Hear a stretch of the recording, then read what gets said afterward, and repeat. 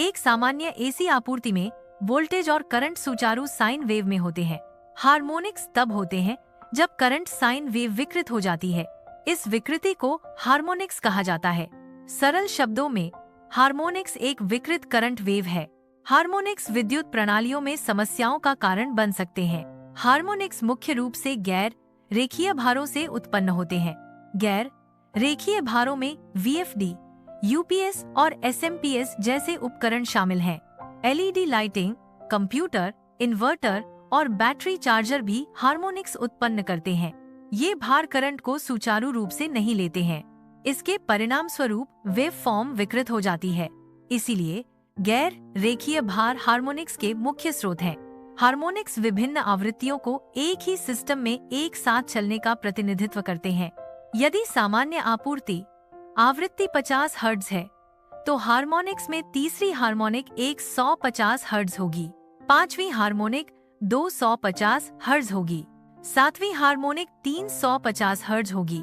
इसलिए एक ही सिस्टम में कई आवृत्तियां एक साथ मौजूद हो सकती हैं। यह घटना विद्युत प्रणालियों में हार्मोनिक विकृति का कारण बन सकती है। हार्मोनिक्स ट्रांसफार्मर को ज्यादा गर्म कर सकते हैं। ये न्यूट्रल वायर में ज्यादा करंट का कारण बन सकते हैं।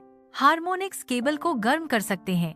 MCB, MCCB गलत ट्रिप हो सकती है, मीटर रीडिंग गलत हो सकती है और पैनल में आग लगने का खतरा हो सकता है। न्यूट्रल वायर का ज्यादा गर्म होना एक समस्या है, खासकर 3 फेज सिस्टम में।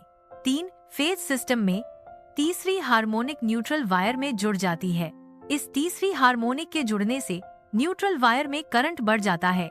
बढ़ा हुआ करंट न्यूट्रल वायर को ज्यादा गर्म कर सकता है। कभी कभी न्यूट्रल वायर फेज वायर से भी ज्यादा गर्म हो सकती है।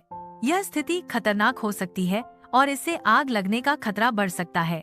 THD हार्मोनिक्स को THD टोटल हार्मोनिक डिस्टॉर्शन से मापा जाता है। THD जितना ज्यादा होगा, सिस्टम उतना ही खतरनाक होगा। आमतौर पर THD 5% सुरक्षित माना जाता है। इसलिए THD सिस्टम की सुरक्षा का एक महत्वपूर्ण संकेतक है। हार्मोनिक्स को नियंत्रित करने के लिए 3 मुख्य उपकरण हैं। ये उपकरण हैं passive harmonic filter. Active harmonic filter भी हार्मोनिक्स को नियंत्रित करने में मदद करते हैं। लाइन रिएक्टर भी हार्मोनिक नियंत्रण के लिए उपयोग किए जाते हैं। औद्योगिक पैनलों में हार्मोनिक फिल्टर लगाना सबसे अच्छा समाधान है। रेखीय भारों में हार्मोनिक्स उत्पन्न नहीं होते हैं। हार्मोनिक्स विद्युत प्रणालियों में अवांछित विकृतियां हैं। रेखीय भारों का व्यवहार वोल्टेज और करंट के बीच एक रैखिक संबंध दर्शाता है। इस रैखिकता के कारण वे आवृत्ति घटकों को नहीं बदलते हैं। गैर रेखीय भार हार्मोनिक्स उत्पन्न करते हैं क्योंकि वे धारा के तरंग रूप को विकृत करते हैं। रेखीय भारों में प्रतिरोधक, कैपेसिटर और इंडक्टर्स शामिल हैं जो रैखिक रूप से कार्य करते हैं। गैर रेखीय भार हार्मोनिक्स की समस्या का कारण बनते हैं। हार्मोनिक्स विद्युत प्रणाली में विकृत तरंगे हैं। ये विकृतियां उपकरणों को ज्यादा गर्म कर सकती हैं। हार्मोनिक्स उपकरण की दक्षता को भी कम कर सकते हैं। गैर रेखीय भार के कारण हार्मोनिक्स को कम करने के लिए फिल्टर का उपयोग किया जाता है।